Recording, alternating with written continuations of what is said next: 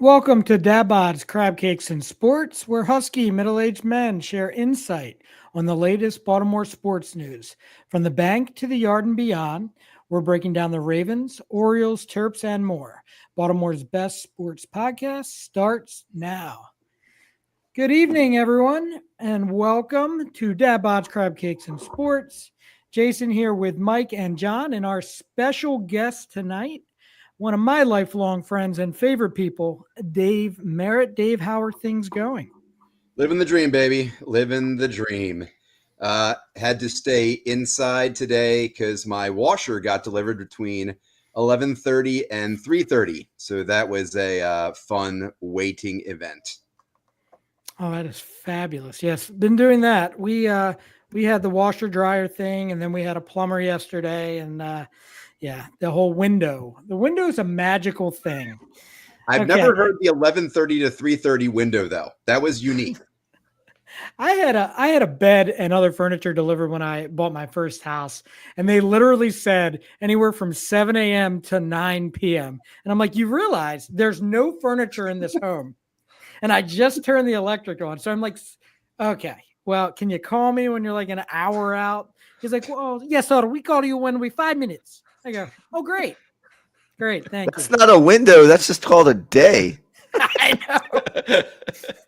Like, what the hell? But hey, whatever. Got to make a living. Jason, I had that happen, and they show up and they only have a quarter of the sectional. They were like, "Yeah, unfortunately, we're out of stock of the middle part of the sectional, so we just had one side of the sectional." Oh And, yeah, and then that was well, then that they was do a this problem. thing where they're like, just sign for it. And I'm like, no. As soon as you sign for it, you got it. Like, but if you don't sign for it, they'll take it away or they'll wait, and then that's when they start to actually do things. So we've had that whole situation before too. But I digress, fellas. So, Mike, anything exciting going on today? Absolutely zero. We just absolutely nothing. Josh and I had the most minimalist day in the world. We just hung out at our house for the most part. Actually, you know what? The drywall guy came over to give me an estimate on the front of my basement. That was probably the highlight of my day. So, yeah, that was pretty good. Did he Dude, give you a window? adulting is, yeah.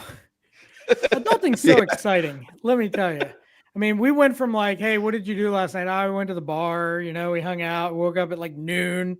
To now we're like, well, the drywall guy came by. He gave me a fair price. right. Things are That's going right. well. Josh I had a was there. colonoscopy yesterday. It was amazing. Right. Got more blood work back. That's awesome. Great.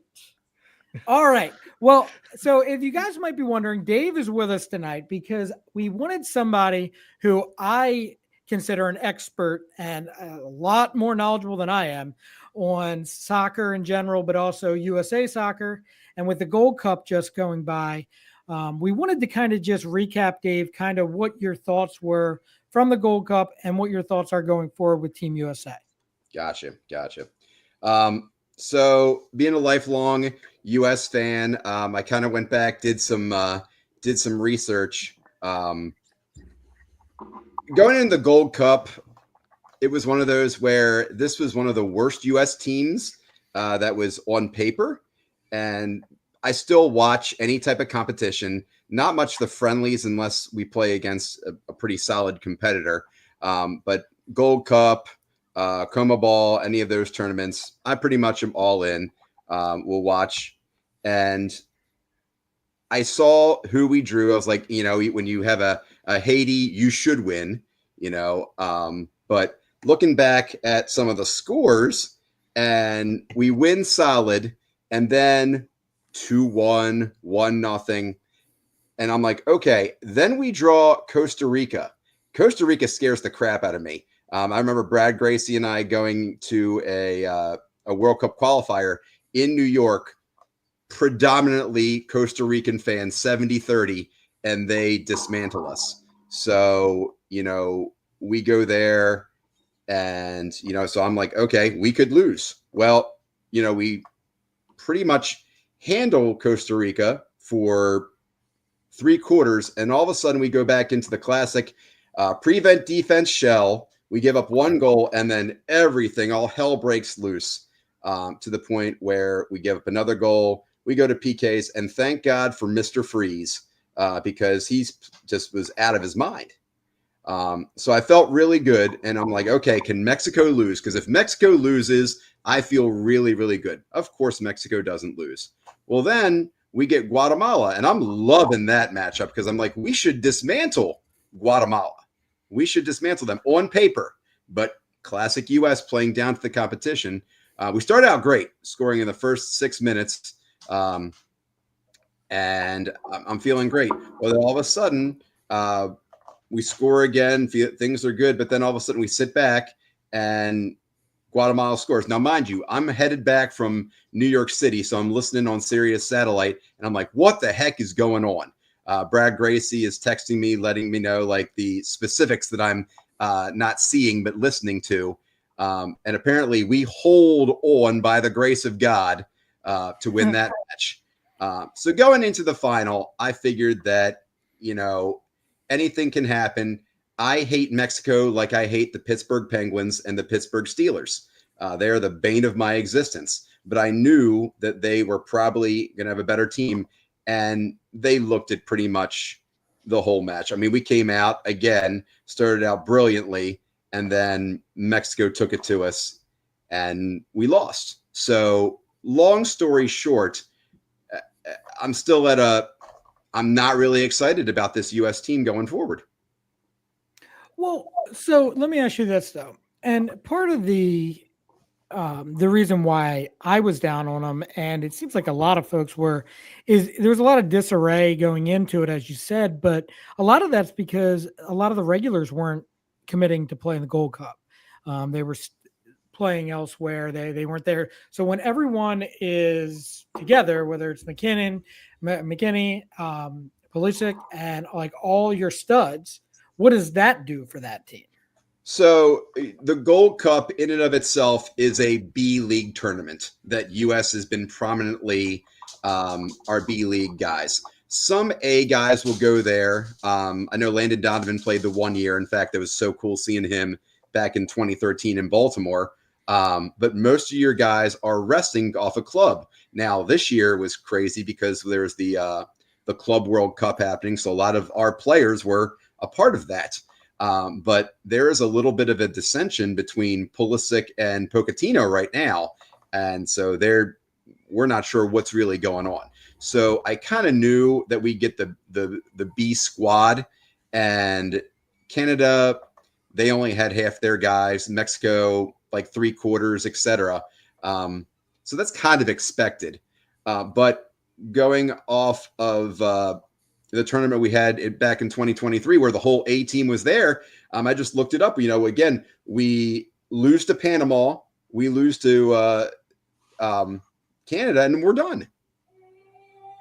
Yeah. So Dave, after the Gold Cup final, the reporter asked Pochettino about, what's to come next with Pulisic, McKinney, Anthony Robinson, Sergio Dest that weren't there. And he said, you already made a list. Did you use AI? So he always kind of smart aleck remarks saying, hey, you've got a list of these players that you think are going to make my team already. Would you think that's just posturing on the part, and he just wants those guys to buy in? Or do you think there's a real possibility that some of those guys aren't going to be on the roster come next year? I think he would be an absolute idiot if he did not have those guys on the roster. Now, mind you, and Mike, you and I have talked about this. This is the softest U.S. generation of players we've had in a very long time. They are super talented, but once you get on the field, there's no Bulldog, there's no Dempsey, there's no Landon Donovan, there's no Carlos Bocanegra, even in Nguchi and Yewu. Like, they don't have that heart, that grit. Diego Luna showed it this time around. He finally had a little fire, a little passion.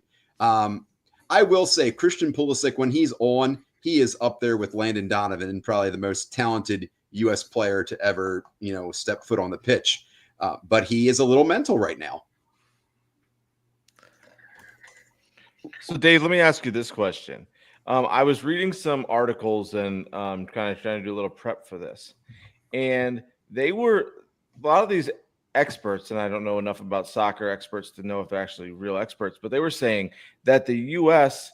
scoring that first goal, then they just got kind of soft. Is that kind of what you saw, or All the time. All the time. They go out guns ablaze and they play this press. I mean, Frisky and I know I've coached with Frisky for a long time. We love to play that press. But we like to put the pedal to the metal and we keep on going and going, because when you sit back and wait for them, that's when the cheap goals are scored. And the U.S. they went guns ablazing. They looked great. And then all of a sudden they just sat back a little bit. I don't know if it was fitness. I don't know if it was just kind of playing back into that packet-in system, but it was classic in almost all of their matches. Yeah, because everybody was saying this, and I didn't watch much of the game. I saw a few highlights. Just seemed like Mexico was just a step ahead on every pass, or every lob was just too far down the field, and our guys weren't. I mean, can't dog them too much because I can't run like that anymore anyway. But it just seemed like Mexico had an extra step on everything that we did, and what I read, that's what they were saying too. So Mexico has gotten a leg up on us probably in the past 3 years. We were in a dominant phase for a while, and that was super fun to watch. But now we've kind of fallen back. And this is a Mexico generation that has gone through like 4 coaches or something like that in the span of 6 years. It's a weaker generation of Mexico players, which says a lot about the whole U.S. system, which, in my opinion, is very flawed right now. Well, USA Soccer in general, choosing to go a different direction with coaching.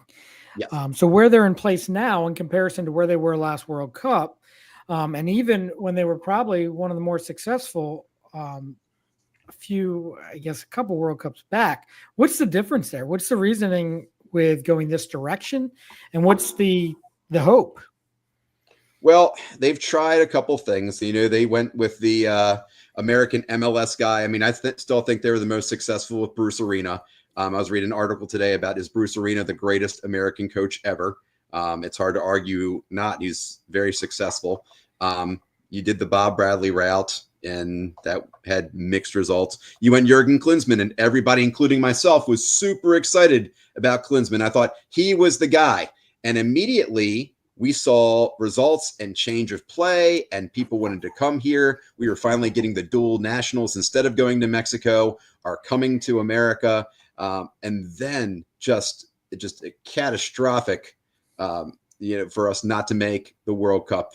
And that's what got him gone. And now we've gone through this really odd cycle of not finding the guy. People think that the guy BJ, I can't think of his name right now, who's coaching Nashville, even though he coached like 3 or 4 matches, that he was the guy. People love him. And oh, by the way, he's killing it in Nashville this year. So my question for you, Dave, we had this hodgepodge group in the Gold Cup, basically. So of the forwards that performed in the Gold Cup, you had Tillman out there. What do you say? Aguimang? Is that how you say his last name? Yeah. Yeah. Like he's out there. You have Diego Luna, you have Pulisic, you have Balogun, who wasn't playing. Yep. So like, who do you see as number one? Who do we employ more often than not come the World Cup time, number one? And the second follow-up question is, you mentioned that we don't have a guy who's like a grinder, the heart of the team. Who has the potential to become that for this team moving forward? Because it seems like that's what Pochettino really wants out of this team. That's why he's being so stringent and being so firm with guys coming in here, is he wants them to bond and wants them to become a team. And that could be part of what the missing ingredient is right now with the U.S. national team. You gave me some good questions there to a follow-up. All right, I'm going to hit you with the Gold Cup roster, who I think Matt Freese definitely put himself in the conversation of the goalies, which, by the way, we are in an era of U.S. goalie that is the weakest in a long, long time.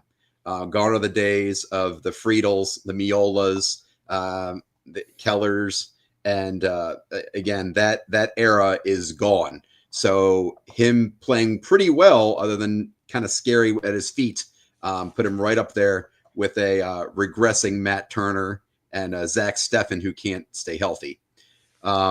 Looking at our defenders, Alex Freeman is kind of feast or famine, or he did some great things. He also did some weird things, but I still think that he'll get a little more looks before.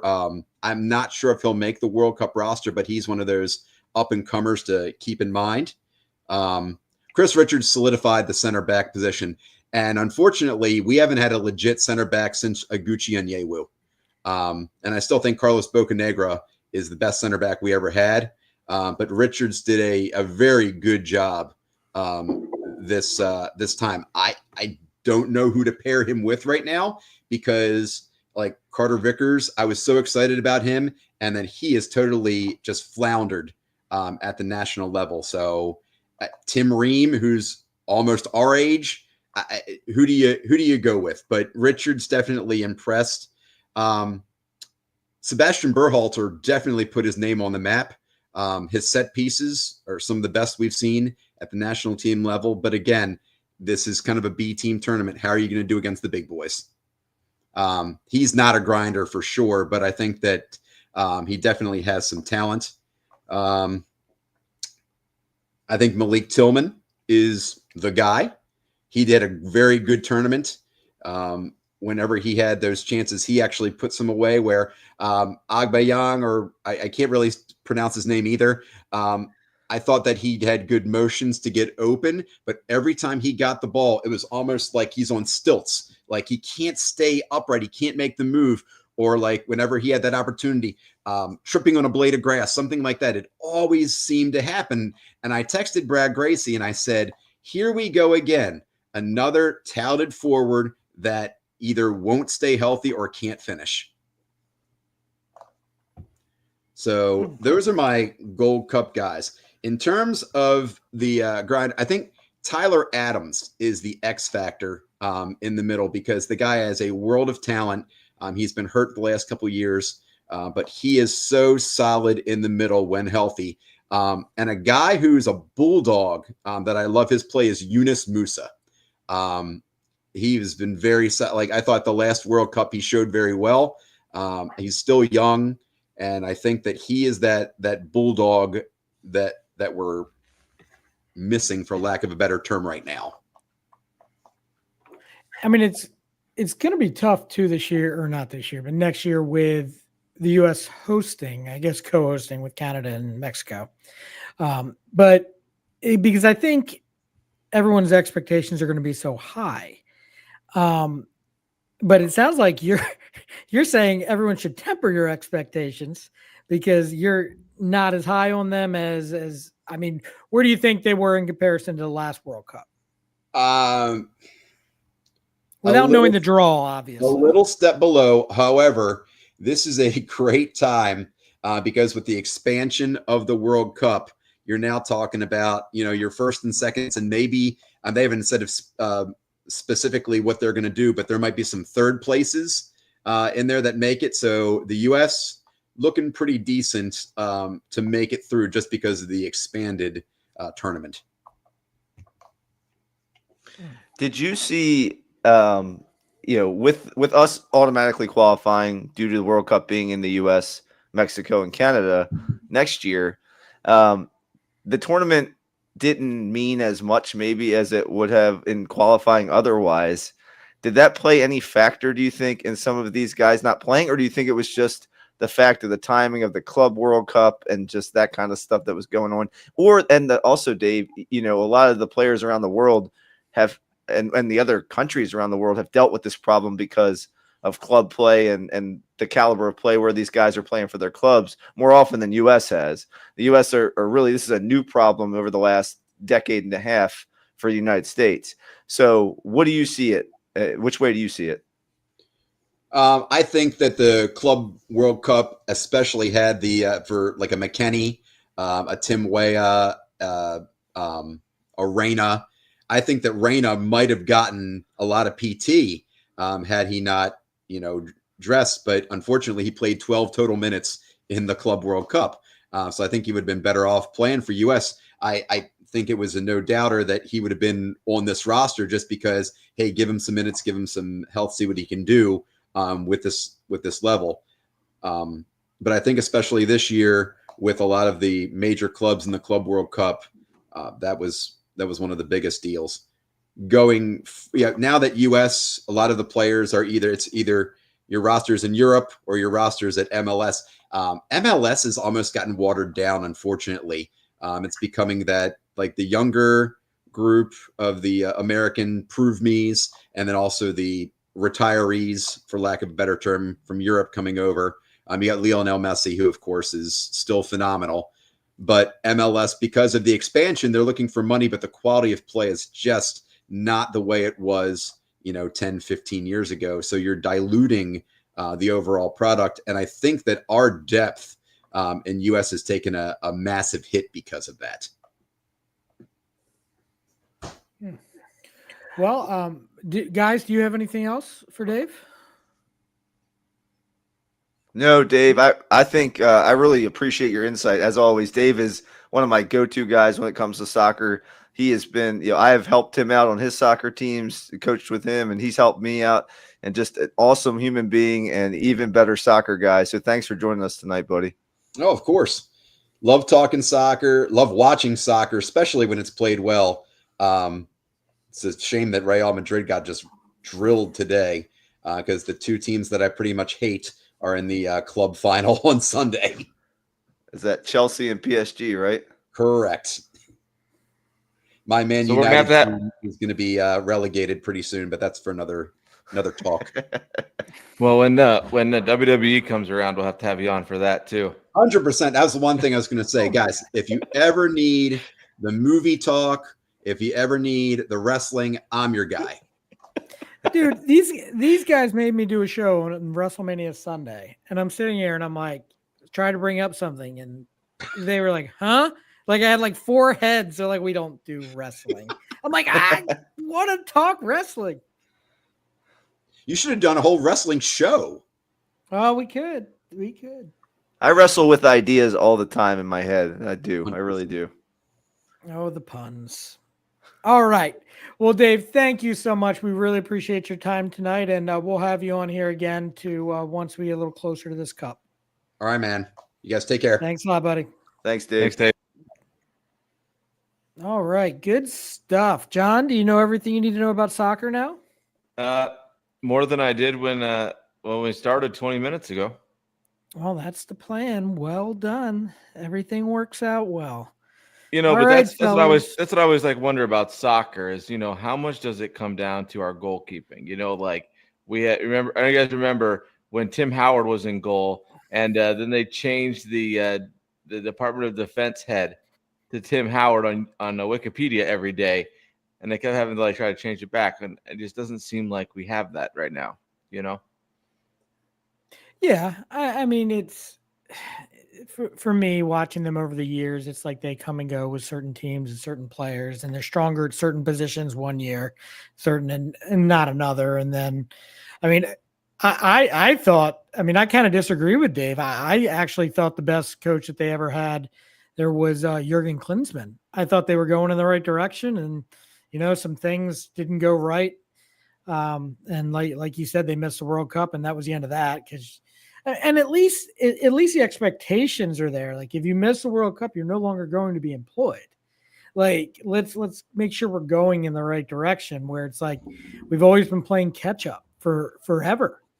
And I mean, the last World Cup I thought was the highest expectations that they'd had in a very, very long time.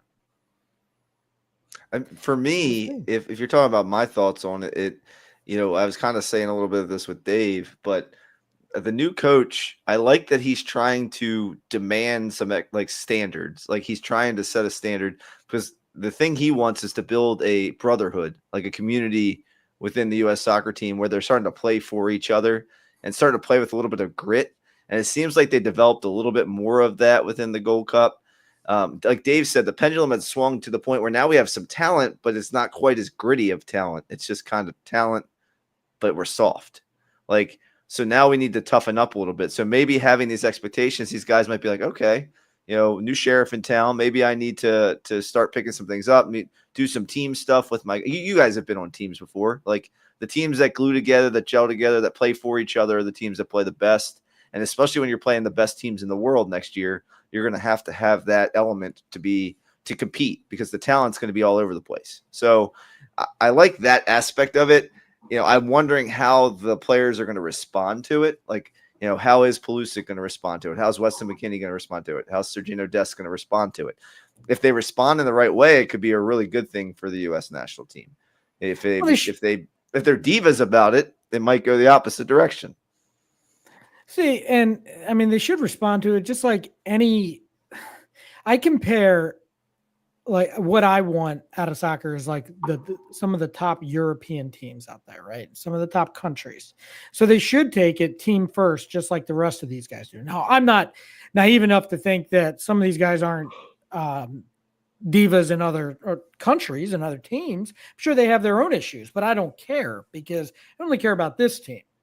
And one of the things that I've been concerned about, or not even concerned, I just don't know if they've been taking anything seriously for qualifying or anything like that, because they didn't have to qualify.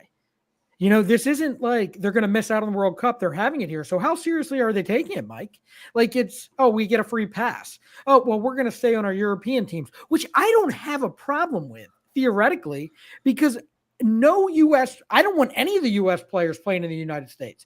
The best competition's in Europe, and that's where they belong. And that's what you want out of these guys. So, well, for the guys who played in the Club World Cup, like you said, I'm fine with that, Jason. But you had Gio Reyna play 12 minutes in his Club World Cup. He would have been more well served, like Dave said, to have played here with the U.S. national team and played significant minutes. And Pulisic didn't play anywhere; he just took a rest. So, like, I have more of an issue with those guys than I do with the Weston McKennies, who are playing, important integral roles on their club team, and it just so happened to overlap. And maybe if McKennie knew that this was a World Cup qualifier, that we needed this to qualify for the World Cup, it maybe have changed what his decision would have been. But knowing that the U.S. was already automatically qualified, maybe some of those guys who would have been on the edge of coming in here and playing in the Gold Cup, they didn't. Yeah, and to me, that's the big thing. But I mean, I guess they're not going to come out and say that. They don't want to disrespect a whole tournament or anything like that. But yeah, I mean, I'm glad we had somebody else come on to kind of give some insight, because I mean, my knowledge is only so much when it comes to soccer. So I'm glad someone else can come in and help us out. All right, so I guess we should talk some O's. Not a whole lot to talk about game-wise. Since we have last been here, they have only played one game.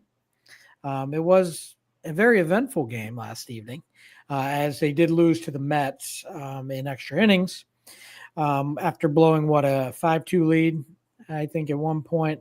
It was very exciting early on. I was getting vibes of the kind of coming back with O'Hearn with a big hit, Laureano with a big hit, Jackson Holiday with a home run. And then the bullpen couldn't hold on as Brian Baker gave up 2 2-run home runs. And then they couldn't get anything going in extras. Yeah, I mean, okay. They dropped the game. They still have a chance to take the series. John, did you see what they're doing? They're not playing a doubleheader tomorrow, are they? Yes, they are. They're going to play at 12. They're playing at 12:05 tomorrow. And then I'm assuming 12:05, and then I don't know about the other game. Yeah, so I mean, we'll see how that goes. Hopefully the bats came alive, obviously, against a pretty good pitcher in Clay Holmes. So we'll see how it goes tomorrow.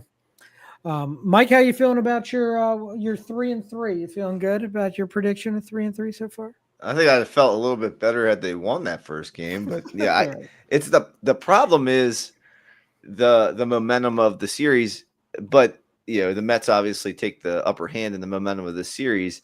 I think the rain out tonight is helpful because it kind of takes some of the sting away, hopefully going into tomorrow's doubleheader. The fact that you can kind of distance yourself from that kind of loss where you're up 6-2 in the 8th inning. I have a little grace for Brian Baker. He's pitched so well this year. Like, that was really, the worst outing he's had maybe in his career, giving up 4 runs. So I have to give him a little bit of grace. I feel like I was more disappointed the fact that, Cano came in, gave up the base hit. Maybe we should intentionally walk Soto there, maybe not. Gives up the base hit. You have that, but then he shuts down after he loads the bases. He shuts them down, and we have a real chance with our 2, 3, 4 hitters in the lineup coming up in the bottom of the 10th, and they do absolutely nothing in the bottom. They don't even move the runner off second base. That to me was the most disappointing aspect of it. When you have Westberg striking out, and his swing was ugly at strike 3, and then you had Gunnar. He got a meatball. He was down the count. He got a meatball and he popped it up. And then O'Hearn, it was just very rolls over on a ground ball to second base. So it was just a very disappointing finish to a game that they probably should have won. I think statistically, on Locked On today, they said it was like a 97% chance in the 8th inning that they should have won that game. Well, here's a question for you, and this is a tough one in my eyes because when I was watching, Young was just flying through, and he threw an immaculate inning in the 5th inning, which in my mind could have been the worst possible thing he could do, because in baseball, like especially when you're a young pitcher, the more that hitters get to see you in a game, the worse things can get for you. And I'm not trying to take anything away from him, but the first gut reaction to me was, that's great. Go shake hands in the dugout and bring in the bullpen. Because I'm like, why send him out a third time? Let him end on that high note. But I get it too. You just ended on a crazy high note. Let's get him out there again and do it again. And then it just went base hit, base hit, base hit. And I was sitting there, and John, I'm just like, I would have probably suggested taking him out. But then you're the fool when the next guy gives up a home run if that's the case. Right. And I didn't turn the game on. I don't think it's about the 8th inning, but then after I went back and saw the rest, I'm like, okay, there's pluses and minuses to taking him out. And he was going through, I think he was going through the 3rd time in the lineup. And that's always where your biggest seems to be your biggest problems come into play, is once they've seen you twice and they come see you the 3rd time. So you're kind of damned if you do, damned if you don't, because like you just said, Jason, if he pulls him at the top of the 6th, and the guy and whoever comes in gives up a home run, and they start, score 3-4 runs, like, well, what if he would have come back out there? But then if you do it the other way, then what's going to go into his next start? Is it better to go, because he probably has one more start before the All-Star break? He would start Sunday. Yeah. He would start Sunday, I think, if they keep things at a 5, unless they go to which they probably won't. But that's the other thing that I would go through my head too, is do you pull him after that so that he ends the game on a high note going into his next start? He has some confidence, and then kind of go from there. But it's too hard. I'm sorry. What I was going to say was, I'm sorry, Mike. With your response, I want you to also say, I think a more experienced manager might have thought about that a little differently. You can take that with what you're going to say as well. No, I was actually going to say the exact opposite. I still agree with what Tony Mansolino did. The guy only threw 66 pitches in the entire game, number one, and he threw 47 strikes. Like he was dealing okay. And I actually like that Mansolino, he's kind of gone to the Sir Anthony, Baker, Bautista. It's kind of like we have a 7th, 8th, 9th inning, which I at the beginning of the year, I don't know if we were just trying to figure out who those guys were going to be, because we had so many with Soto and Kittredge and all these guys trying to sort out who's going to be your 7, 8, 9, Cano. And I actually like what he did. He brought Bautista in. Bautista did a good job. And then I like the idea of bringing Cano in, actually. He was probably the next best guy. So I really didn't have any qualms with what Mansolino did. I actually thought he handled the bullpen fairly well. But I can see what you're saying there, Jason. Yeah, and again, it's so like out there for me to think that, because like you if you're in the game and you're watching it, it's like, no, you're going to throw him back out there. But I guess the only reason I thought about it was because he was, what was that, like his 5th start? Like, okay. And again, the more you're exposed in a game, like the 3rd time around is the devil's time. It's like all kinds of stuff can happen. So it's just a thought. I'll be honest, I don't care either way, because it's the probability says throw him back out there. And I'm pretty sure 90% of people now, again, if this was the playoffs, if it was like a must-win game, it might have been handled differently. I don't know. I mean, who was it?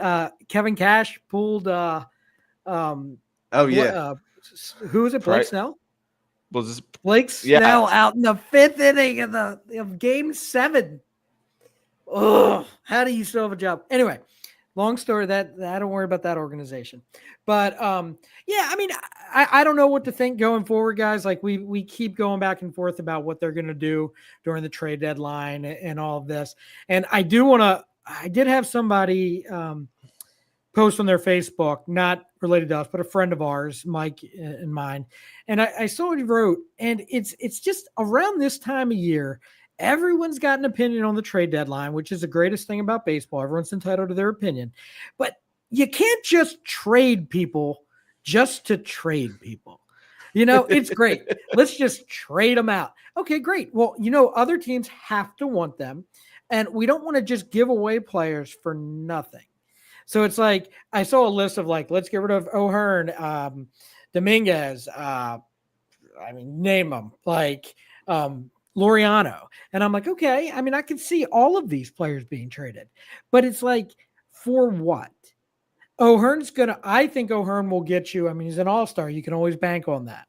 But he's also a free agent. So you're getting a rental. Laureano's got another year. So a team can take advantage of that. Now Baker, I hear Baker's name being thrown out there a lot, but he's got controllable options, Mike. So those controllable years might keep him here. And if he keeps pitching this way, I mean, before this year, before he developed that changeup pitch, I mean, he struggled a bit. And I'm hoping that what we saw last night isn't the Baker going forward. So I don't know, Mike. I'm all about trading guys and improving the team in the long run, but you can't just give away things or hope that you're just going to trade things and get a haul, It's like breaking up with your girlfriend, but we don't like these players. We're trying to get rid of them. But not only do you break up with your girlfriend, but then she's got to find someone who wants her. Like, you know what I'm saying? You got to find a match for her. You can't. It's trade deadlines. It takes two to tango. You can't just not want a guy and think we're going to get. It's a guy you don't want, and yet you think you're going to get a ton of value out of the guy you don't want. So you got to be careful about your line of thinking, because it gets painted real orange. For me, especially this time of year, and I got to take a step back and say, hey, what are these other teams thinking too when it comes to the trade deadline? With that being said, question for you guys, and just answer as you please, in any order that you wish.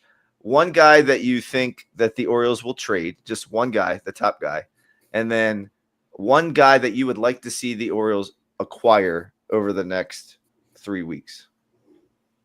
John, I'll start with you. I think it's going to be one of the bullpen guys. It's got to be.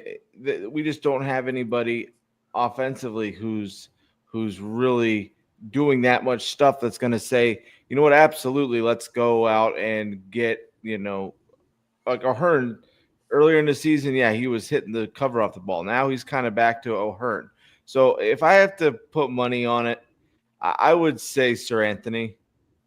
I think that they'll get probably a third or fourth top minor leaguer in their system, and maybe a fielder or something, an active major leaguer for him. And I don't really know like a name off the top of my head who I'm like, we need to get him for sure. He's going to be the guy to drive us to the playoffs next year. I mean, I think we got to get a starting pitcher of some sort from somebody. And that's, regardless. I mean, let's go get Paul Skeens. Let's go trade some. So let's trade Basayo and Adley and Gunner and pick up Paul Skeens. How about that? I just want to see Livy every time. Oh my God. Yeah. So let's not win baseball games. Let's just see a girl in the stand. That's just great. Awesome. Speaking of that, Livy tried to purchase, and this is off topic. She tried to purchase Babe Ruth's condo for $1.5 million in New York, and the board of the condominium turned her down. I am Do never you going want to to, get John? Do you want to explain this Livy and who you're talking about in case our listeners don't know what you're speaking of? Well, Livy was, I believe she was the highest paid NIL athlete in NCAA 2 years ago. She was a gymnast at LSU, and she is the girlfriend of Pirates starter Paul Skeens. And if you watch the Pirates games, you probably see more of her than you actually do of the baseball game. So she's like the Taylor Swift of the Pittsburgh Pirates, is what you're saying, basically. More or less, I think. Yeah, and I think Jason just fell asleep or walked out of the room. I Was am ready to start his own podcast. He's done with this. I am never going to get this 2 minutes of my life back. Like, this is terrible. This is like when when Kyle Bowler was dating Tara Reid and I worked for the Orioles. And I'm like, all my friends are like, oh my gosh, where's she sitting? I'm like, who? Tara Reid. I'm like, I don't know. And I can't tell you that anyway, you creepy people. John, you are creepy and weird. That's all I'm going to say. All right, listen. So no one's trading for Paul Skeens. The Pirates aren't trading Paul Skeens, although it would make a lot of sense because if they want to rebuild their organization from the top, I mean, go ahead. I mean, he's the hottest name out there, but he's not for sale. He's not for trade. And the Pirates are going to finish in last place, and they'll probably finish in last place going forward. However, who do I think they're going to trade? I think Ryan O'Hearn is the one that's going to get traded. I also think Laureano will probably get traded, but O'Hearn to me is probably the most likely. And who would I want, Mike? I'm just thinking like of possibilities of what would, who I actually think they could, two things. One, if Laureano went to Philadelphia, and I think, ironically enough, I think Philly might get, if that deal is done and they want anyone else, I think either Dominguez or Soto goes back there. I actually think that is a possibility. Welcome back. So, yeah, I think it's definitely. So I think Mick Abel. I think that could be one for that type of package. And the other one that I think is a sneaky name, and I don't know how this would work. He is a little older, but he would look good at the 3, 4, or 5 in this rotation. Grant Holmes from Atlanta. I don't know the deal there, though. Again, being older, he's not like a super young guy, but again, pitching is going to be so tough. I don't know who free agents are next year that they would have a legitimate shot at, but that would be me, Mike. Do you have somebody in mind? I mean, as you guys were talking, I was thinking a little bit. I think you made a good point, John, about Sir Anthony and Jason O'Hearn. I still think Cedric Mullins is more valued than people think. So to me, he would be a chip that I wouldn't be surprised that they were able to use to get something back. Maybe I know you had some concerns about teaming him up with a bullpen piece, but I could see them doing that and maybe getting not a stud starting pitcher, but somebody toward the middle to back end of your rotation, maybe that could help fill out the rotation for years to come. We talked about Mitch Keller previously. We talked about maybe Sandy Alcantara. I can't say his last name, from the Marlins. I think it's Alcantara. Alcantara. He might be that kind of guy that they go after. I mean, if I'm really reaching, put something together for Framber from Houston, Valdez, but they're in the playoff hunt. But maybe they see the future and they can do something where we can give them what they need and they can give us him back. That's just a wish, but something like that where we get a decent starting pitcher. That's what I would look for. See, so, I think Luis Robert's still in play too, potentially. I don't know if the Orioles are thinking that way, but again, a change of scenery, something like that could make all the difference for him. I could see like the Yankees or somebody like that. But I think they're Arenado, somebody like that, I think is more likely to end up there. But we're going to say, John? Well, two things. Grant Holmes is only on a $770,000 contract. He'll be a free agent after the season, and he's only 29. So I thought he was 27. No, he's 29. 29. 29. March 22nd, 1996. But the Yankees just released DJ LeMahieu. And I thought if we trade O'Hearn, that might be somebody to just grab for the last couple months of the year, because he's a career 289 plus hitter. He's down this year. His WAR is about 0.7, but on average, he's like a 3.5, 3.8 WAR. And he's a good vet. We've talked about needing veteran leadership in that clubhouse. He might be a guy who you bring in for the end of the season who can give you that, what you need. And he can play first, second, third, maybe a little bit of outfield too for you. Well, he's won 2 batting titles. I don't think his bat is the question. They moved him from third to second because of some injury history, and he hasn't been playing well there either. So they were moving Jazz Chisholm to second, and he didn't like that very much. So I think it might be a little bit of there was the rub, and I don't think he took the demotion there very well. So I don't know how much leadership is in that. So, I don't see LeMahieu as somebody that the Orioles necessarily need. But, yeah, I know what you're saying, John. Like, if we do end up trading a whole bunch of pieces, that could be a plug-and-play guy. But I definitely don't think he's part of the future in Baltimore. Not at all. No, I mean, no. I mean, see, that infield's very crowded, too. I mean, unless he's going to come in and play first base. You have a second baseman, you have a shortstop, you have a third baseman as everybody's healthy. But I mean, I still see holes in this lineup even for next year, Mike. Like, I mean, the Cedric Mullins thing, it's not that I don't think that I don't want him to be traded. I just don't know. His value has sunk so much that I'm not sure they're willing to fall on that sword. And that's kind of what I've heard from all the Orioles beat writers and different things, listening to their podcasts, the Baltimore Banner guys, the Verge guys. Like, they're all saying that, like, it might have gone to that point where it's kind of like a respect thing, that he would be traded for what? Like some double or like single A guy potentially? Like, they just don't see the value that he would bring back yet. So, and then the same thing with Sagano.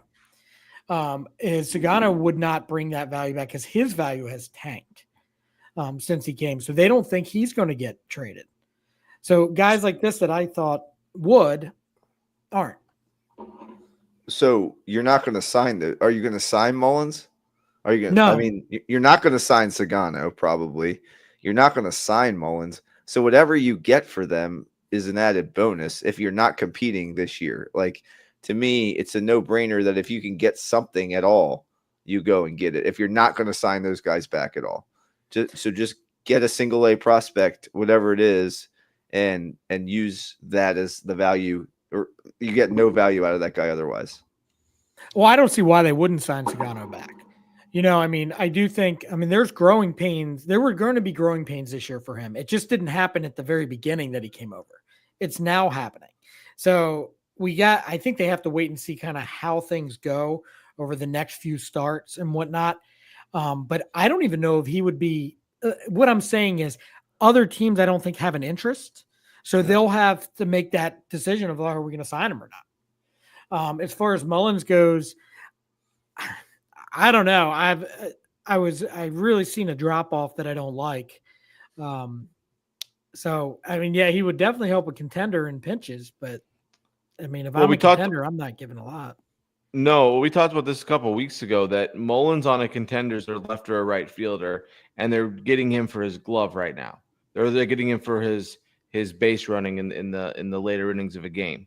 They're not getting him to be their everyday center fielder. And right. That's why And what I'm saying is you don't pay a lot for that. And I know what Mike's saying is anything's better than nothing. You need guys now. What do you guys want to see? You rather have Dylan Carlson out there than Cedric Mullins? I'd rather see Cedric play for the next, 3 months or whatever it is, personally. Yeah, I'd rather see Dylan Beavers than Dylan Carlson, honestly. Well, now you're talking. So that was something else I wanted to bring up, because I do think, ironically enough, we keep talking about Samuel Basallo. I think Dylan Beavers is closer to coming up to the major leagues than Samuel Basallo. Not because Dylan Beavers is going to be a better Major League Baseball player, but because Basallo, if he comes up, he's only caught 20 games this year. Not a lot of baseball games. So they want him to continue to get more seasoning before they bring him up. Now, if O'Hearn gets traded and they say, okay, you're going to come up, you're going to catch twice a week, but you're mainly going to play first, you're going to DH, blah, blah, blah, different story. But Dylan Beavers, if Cedric Mullins does get moved or somebody else, he is, and he's getting on base a lot in the minor leagues if you look at how he's done so far. So what I'm afraid about Dylan Beavers is there's going to be a big jump and he's going to take a little time to correct based on like Kerstad and Cowser and these other guys, how long it took them to get there. But I do think he is closer in the Orioles' eyes to coming up than Samuel Basayo is. Well, the thing about Beavers is Beavers give a damn. Oh, no. And I know Beavers give a damn. So when it comes to that, he's going to come up here and do the best he can to plug that hole. Why do I even bother? An hour and a half of my life, twice a week with you clowns. I don't even know why I bother. All right. Well, I did want to talk. We should talk about the Orioles draft coming up, because the next time we will be meeting, the Orioles would have already selected their draft picks. So the Orioles have 3 picks on the first night. Actually, I think 4 picks on the first night, but they picked 19, 30, and 31 right away. And there are a lot of different scenarios, Mike, that I've seen. I'm sure you've seen this things going back and forth, but a lot of very interesting situations there. But again, they all seem to have them falling on a bat with the first 3 picks, more than likely a pitcher. I personally wonder if they will take 2 bats and 1 pitcher if that pitcher's there. And that's the kid from Arkansas, the kid that pitched the perfect game in the World Series. Oh, why can't I think of his name? There's a couple Arkansas pitchers. Gage, yeah, Gage, and Root is the other guy, but yeah. I think now if he gets by Atlanta at I think 22, I think the Orioles take a bat at 19. I think then he falls to 30, 31, and they grab him. Along with either a high. What I think might happen here, John, is that they might take a high school bat and a major league bat to split the difference, and then take that pitcher if he's there. But then again, other guys might fall because of signability issues. So guys that might not be there might not be there. Yeah, I'm what I've been seeing, and I've seen this in several drafts, is Xavier, I think it's Nayans out of Mount Vernon, Washington High School, that they would take him at 19. Then I just saw on MLB.com they're having Gage Wood going 22 to the Braves. Right.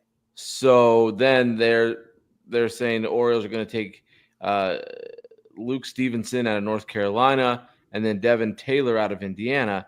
And kind of, I guess, your advantage going with guys like that is they've basically played high class A to local or to double A baseball already, and they're a little more mature, a little more seasoned than if you would draft a high schooler in that same slot. But, drafting another catcher, I mean, go with the Ravens mantra, go with the best available. But, drafting another catcher, where are you going to move him? I have seen Stevenson mocked to them in a couple at that pick. And then the high school kid that you said, I've seen at 19. I've also seen him at 30. So I've seen them take someone like see, and I hope they don't do this, Mike. I'm not Jace Laviolette, the kid out of Texas A&M.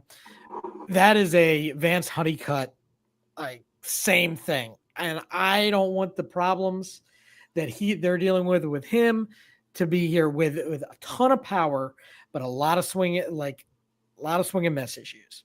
Well, that's their model. They use that model to draft. They like college kids, if they can, that are bats that play up the middle, and they don't, as long as it's loud contact, they don't really care about the whiff rate as much. You know what I mean? That's kind of their model, and then they hope they can work something out with the less swing and miss and that kind of stuff. And it's hard to envision them not look in that direction again. Is there any chance in the world they take a pitcher at 19? I have a real hard time envisioning that they do that just based off of what they've done in the past. Would I like to see it? Maybe if it was like, I don't know, there's no way Anderson drops that far, but like if that were the case and he's there, I don't even know if they take him.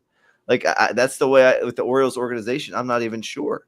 I think you're right, Jason. They go with a bat. I've seen a bunch of names mentioned there. I mean, really, it's just the way these organizations value these prospects, which is kind of cool because we have so many picks in the first, 60 or so. We're going to get a handful of these guys, which is really awesome. And you think a few of them will pan out. It gives you a bunch of reaches into the cookie jar, and hopefully we get one of these guys. But a shortstop, a middle infielder, the Cunningham kid from Lady Bird Johnson High School. I've heard his name. They really like him, but he might be off the board. The Alloy guy from Arkansas, the shortstop from Arkansas. I know he has been mentioned in some drafts. Gavin Feen, he's a high schooler, third baseman. So I've heard all those guys mentioned as well as the guys that you mentioned, possibly at that number 19 pick. But I would like to see them with one of their next two go pitcher. And I don't care which way it goes, but I think they do need a pitcher with one of the top 3 picks. If I had to think with my brain and not like my heart, I think the first 3 picks are all going to be hitters. And then I do think they'll take pitchers at some point over the next few rounds or whatnot. I just, for some reason, I don't see it unless that kid falls through Atlanta. I mean, there's no other pitchers though that make that type of noise that they would want to jump for. But there's, like all those Tennessee kids, like Andrew Fisher and some of these other kids, they're going to be there and they're going to be hard to pass up on. So, I see that as a possibility. There's another one too. There's a couple that Gabe Davis was interesting out of Oklahoma State. They were talking about him on the Verge podcast, and he is like a 6'9" guy, but he throws he touches 99, and if he throws a little downhill, they were saying, but that's the kind of arm the Orioles love, just like a power arm, tall guy, got all the makings of a stud, either starter or a reliever if it doesn't work out in the starting role. But unfortunately, like you said, Jason, it looks like it's a bat-heavy draft, which is good and bad. But the pitching, it would be maybe a reach to go up there, and also you got to think about paying all these guys too. So, I think that Josh Hammond, that could be another one. There's just so many different options. Gavin Feen could find his way there. There's all kinds of opportunities, but I do think that they'll end up taking a bat. A college bat, and probably supplement that with at least one high schooler. So wouldn't be surprised if they had 2 college bats and a high school bat. That's kind of what they do. And those SEC kids, man, that's why I keep going back to Tennessee. They seem to love the best conference in all of college baseball. So why not?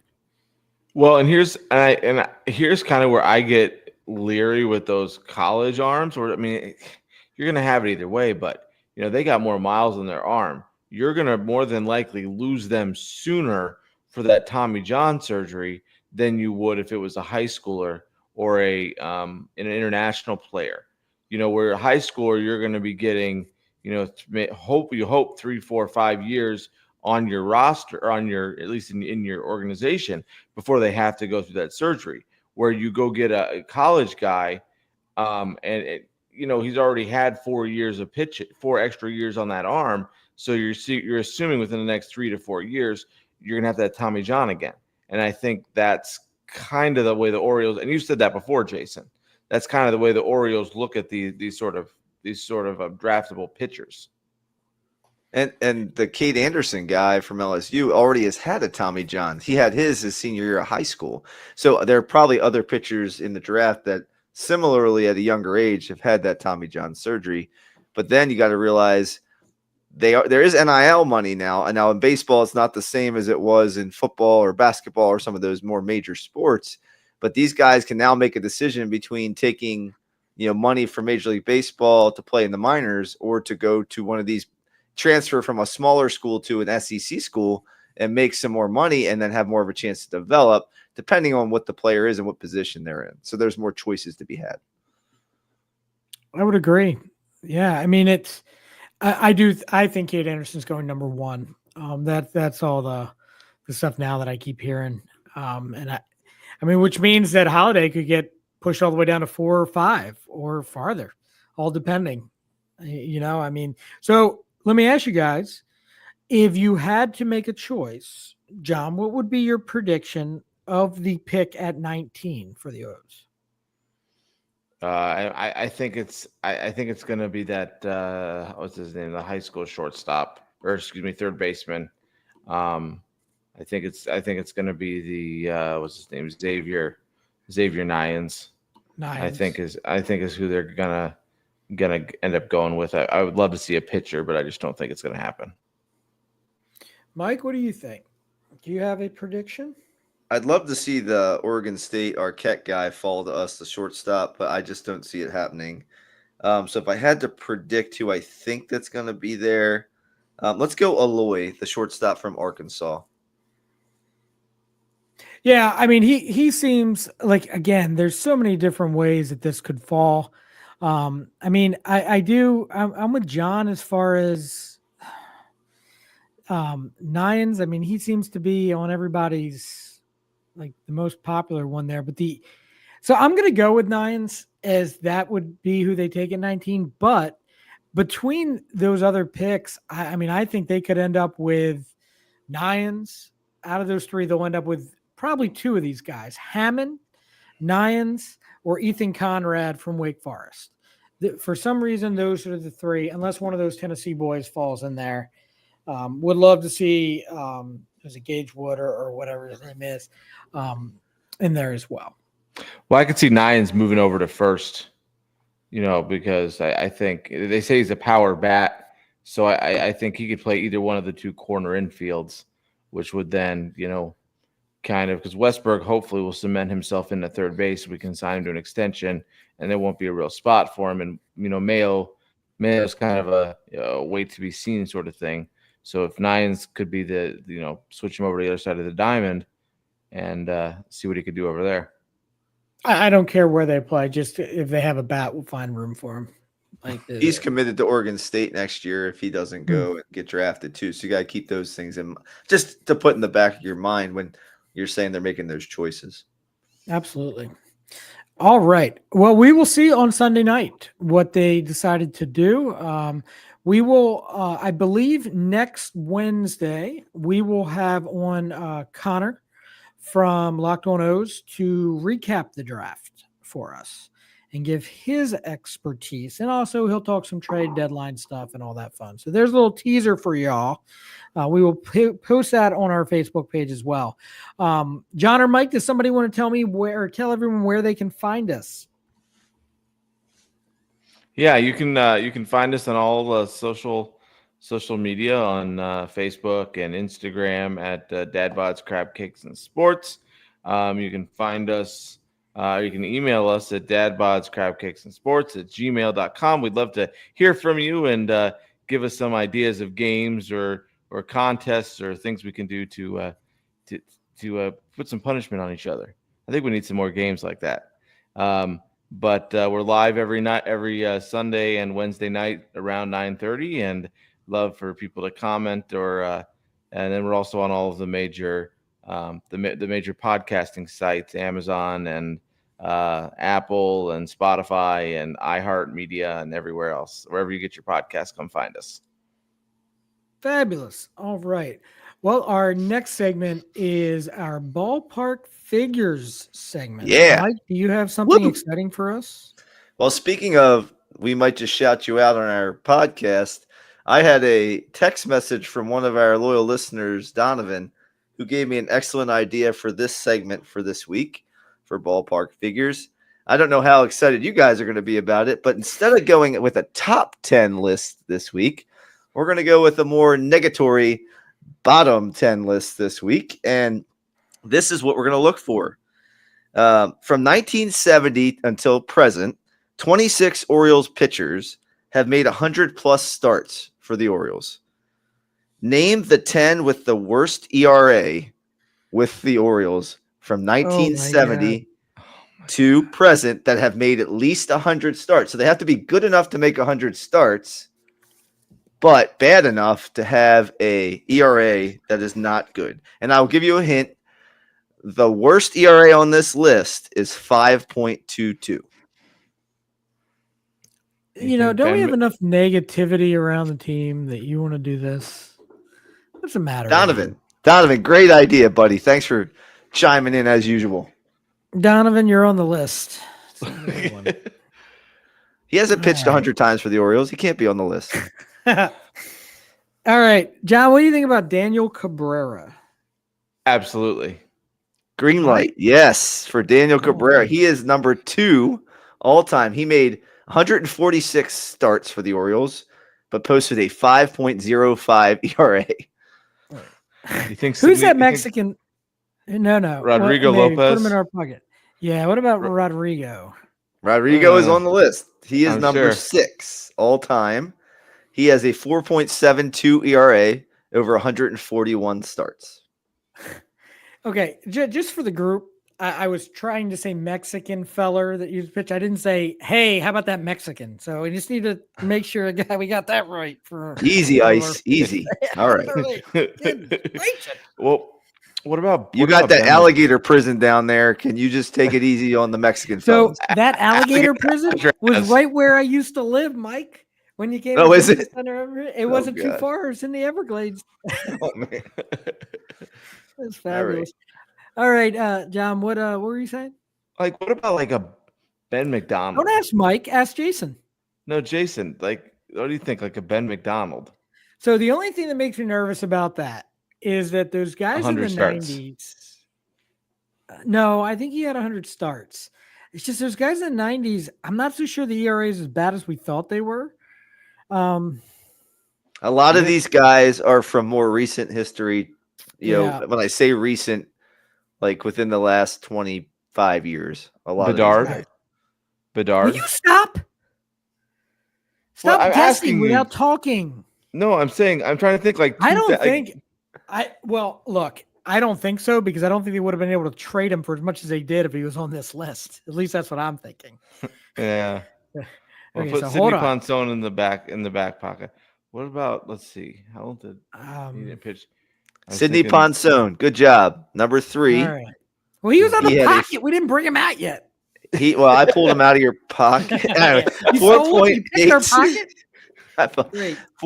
Back pocket. It was a back pocket. 4.86, 212 career starts. Oh, he's terrible. All right. 4.8.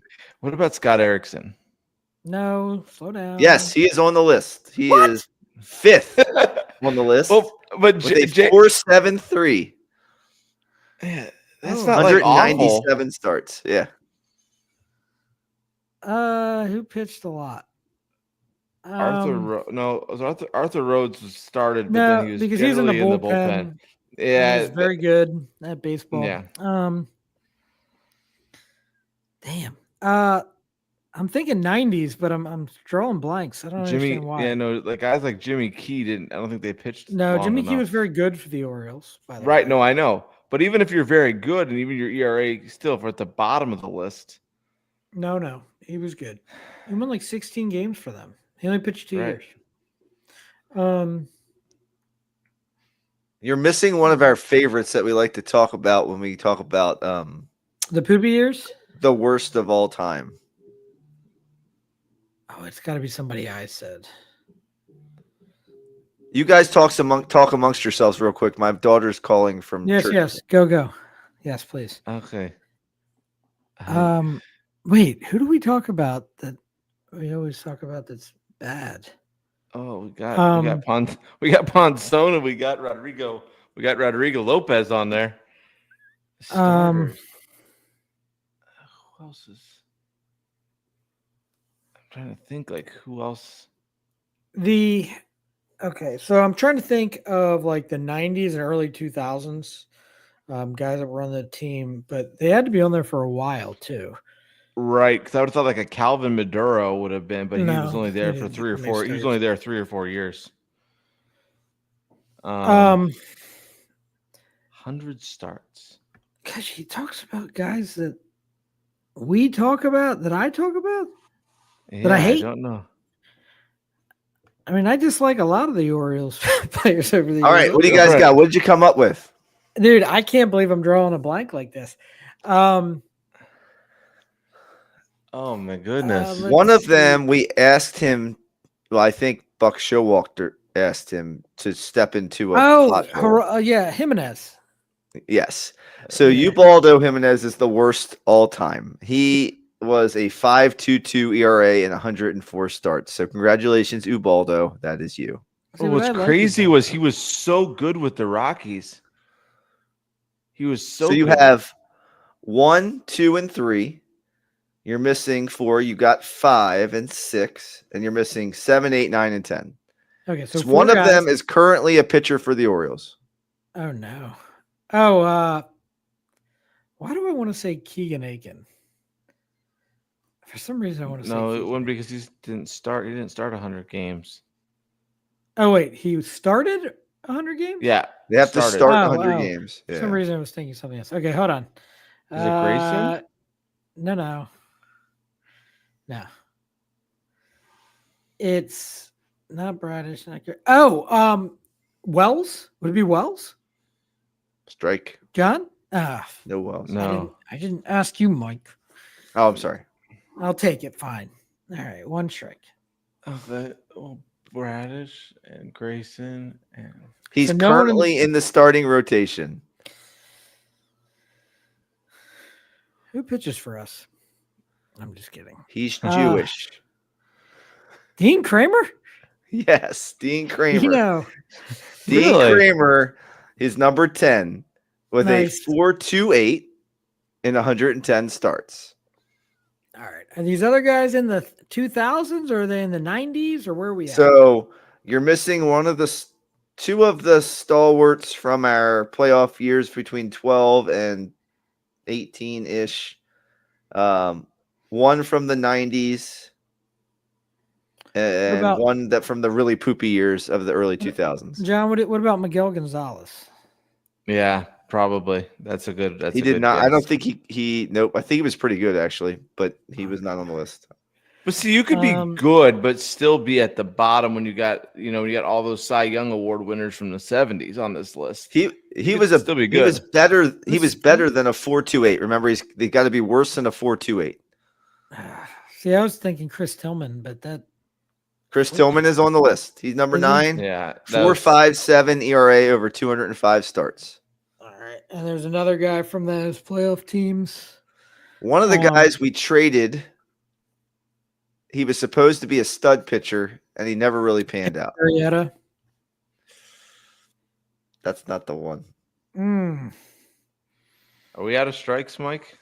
Probably, but we're going to get through this together, boys. We traded him to the Angels. Oh, what?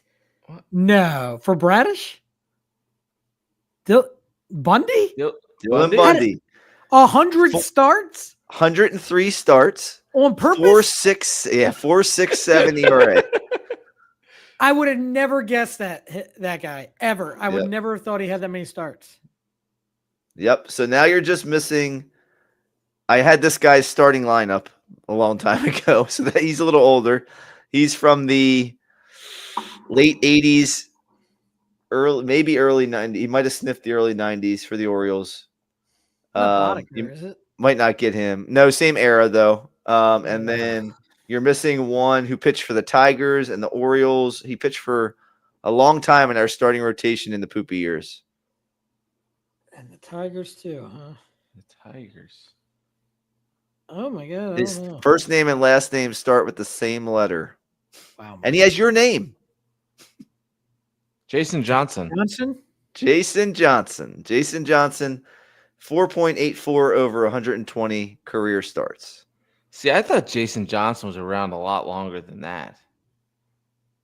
Well, that's 4 years worth of starts at least, if not more.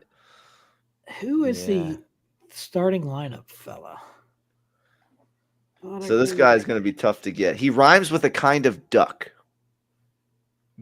Jeff Ballard. That is him. Yes, Jeff Ballard. Oh, And Jeff Ballard was number 8 with a 4.63 over 113 career starts in Baltimore. So Did we do it? So Yeah. Ubaldo, Danny Cabrera, Sidney Ponson, Jason Johnson, Scott Erickson, Rodrigo Lopez, Dylan Bundy, Jeff Ballard, Chris Tillman, Dean Kramer. 11 was Kevin Gaussman. 12, Bob Malacki. 13, Dennis Martinez. And 14 was Jeremy Guthrie with a 4-1-2.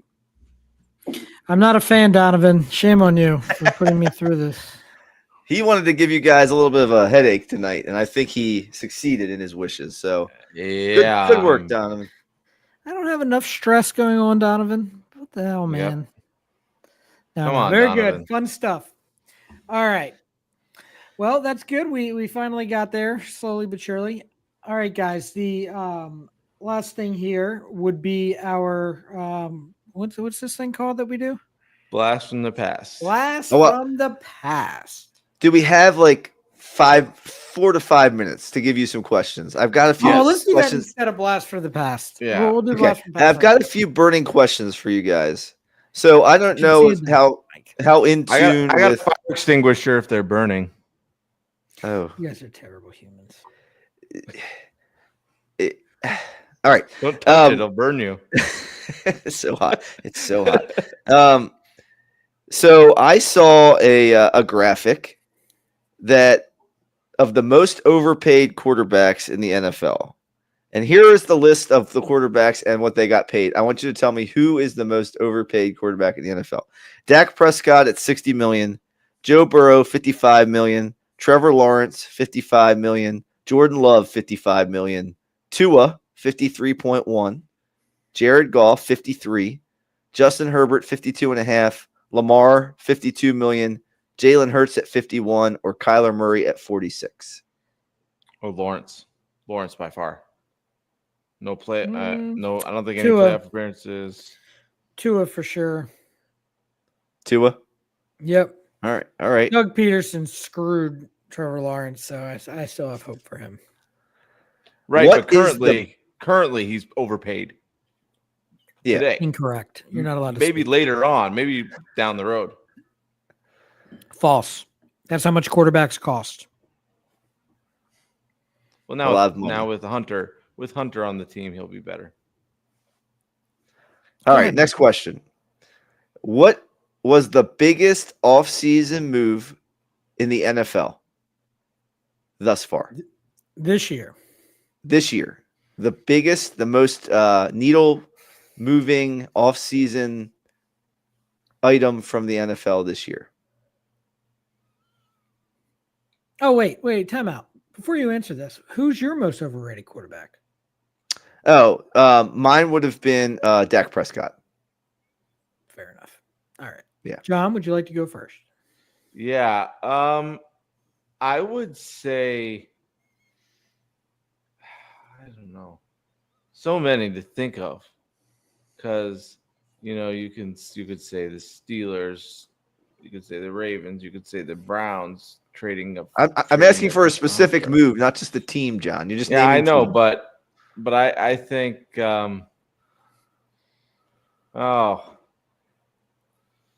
I think the Steelers grabbing DK and not giving up an awful lot for him.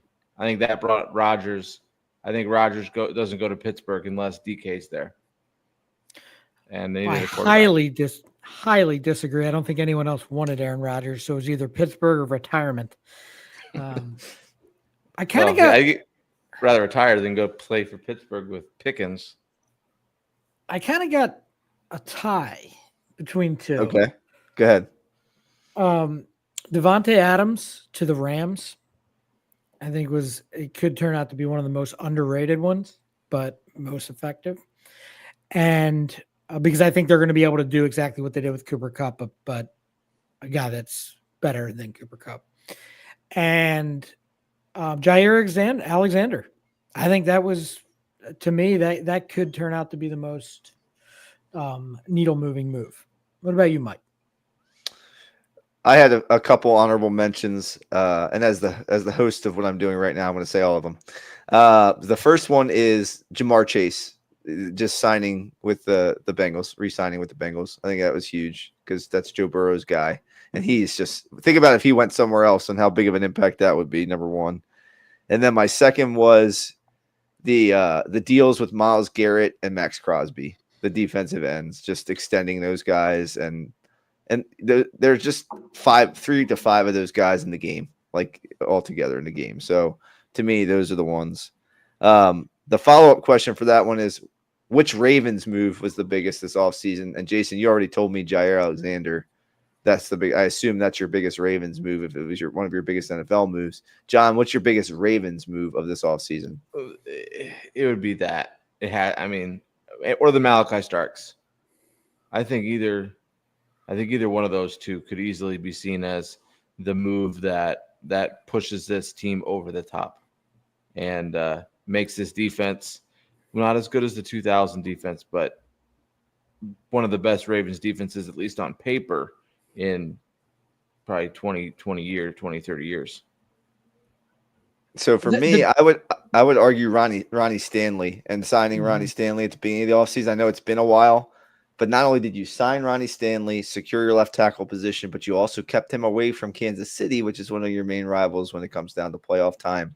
And you guys know how hard it is to find a left tackle. Not only that, we probably would have either had to draft a tackle and not have Malachi Starks, or move Roger Rosengarten from right tackle to left tackle, leaving another hole in the offensive line. So to me, that was a big one. Jason, did you have something else you were going to say about it? I was going to say the Derrick Henry extension. Again, he's not going to play for. Theoretically, if they win a Super Bowl, he could step away after this year, but it freed up some money. It allows him to do more stuff. All right, I got one more question for you in this rapid fire segment. So the National Federation of High Schools, I don't know how in tune you are with high school baseball, but they have made a rule change, and this starts in 2027.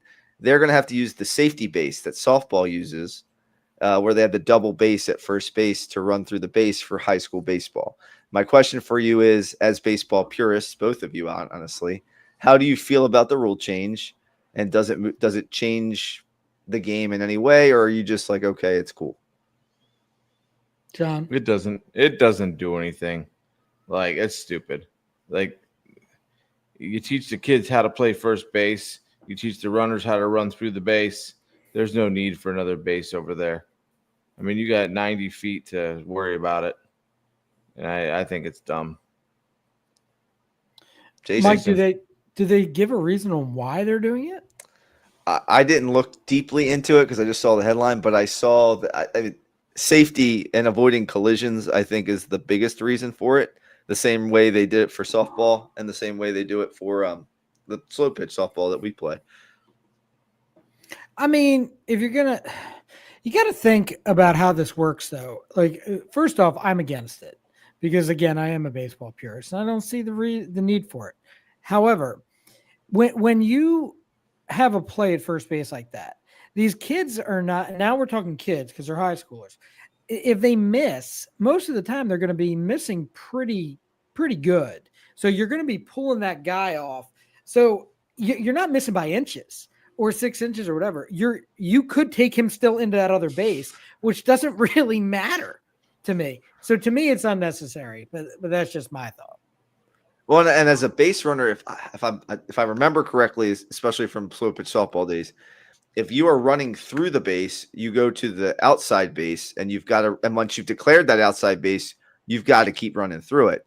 And otherwise, you got to take the turn on the inside base and keep going to second. So basically, you have to make your decision before you get to the base, and you can't change it once you've made it, which makes I think it changes the purity, like we said, of the game, where if I kind of make my decision as I'm touching the base or I see an overthrow, there's a little more wiggle room in what I can and can't do. Obviously, I can't turn towards the foul. I got to go back to first if I turn toward foul territory. But if I turn into play, I can still go to second base. Well, see, here's why it makes sense. Well, it makes sense in softball because you're throwing the ball hard at a much closer distance. Where baseball, you got, it's 30 yards if you're in the hole at shortstop or third base. I mean, you got a lot of space to make adjustments where, softball, you don't have a ton of room, to make adjustments as a first baseman and things, but I don't like it. I think it's just silly. I don't think there's enough I mean- plays that hurt people. If you're hitting the ball through the infield or in the outfield or whatever, you're not going, like Mike said, you're not going to that inside bag or that outside bag. You're going to take your turn, right? I mean, there's no thought in that. If the ball gets through under the grass, if you get green and it goes to the outfield, then you're making your turn and there's only one bag. If you're running straight down because you hit it in the infield to the shortstop in the hole or right to him and you're trying to beat it out, you're just running in a straight line for the bag, whether there's one bag or two bags. And if there's one bag and it's an overthrow, then you can go whether you hit the inside bag or not, but if you hit that in where I'm going to get, it's baseball.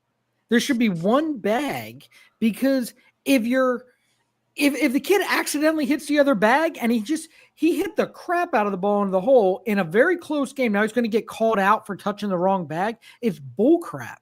Like, stop adding rules like this. Like, I get safety, but this is not one that I think causes, I could be wrong, but I don't think there's a ton of injuries that they have to change this rule for.